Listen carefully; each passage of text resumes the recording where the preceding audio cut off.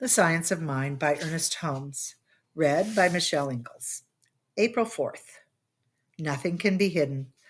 Luke 12:2. In saying there is nothing covered that shall not be revealed, and hidden that shall not be known, Jesus was referring to the mind that knows, to the all seeing eye from which nothing is concealed. The cosmic ear hears everything, the eternal mind knows all things, and the law of cause and effect brings everything to pass in due time. A man's foes. Matthew 10:36. And a man's foes shall be they of his own household. There are no enemies external to our own mind. This is one of the most difficult problems to understand, and simple as it sounds, it penetrates the depth of creative causation. Nothing can happen to us unless it happens through us. That which we refuse to accept to us cannot be, and that which to us is cannot help becoming a reality in our lives. But someone will say, I did not conceive of this evil which came upon me. It was not in my mind.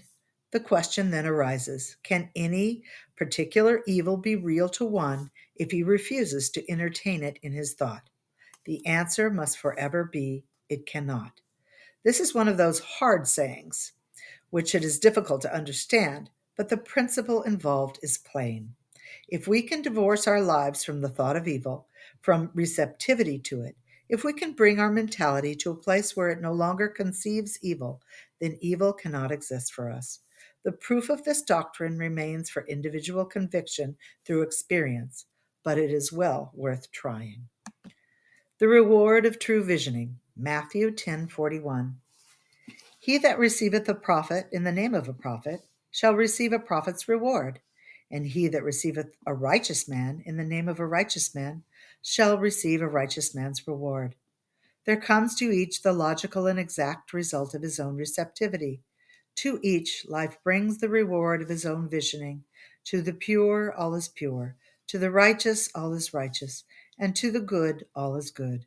The reward of merit is an objective outcome of merit itself, and not a thing superimposed by any divine mandate. Each man is rewarded not for virtue, but through virtue. Wisdom is justified of her children. Matthew 11:18 and 19. Wisdom is justified of her children. Jesus had been questioning his hearers about John the Baptist.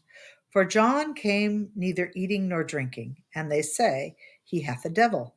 The Son of Man came eating and drinking, and they say, behold, a man gluttonous and a wine-bibber, a friend of publicans and sinners.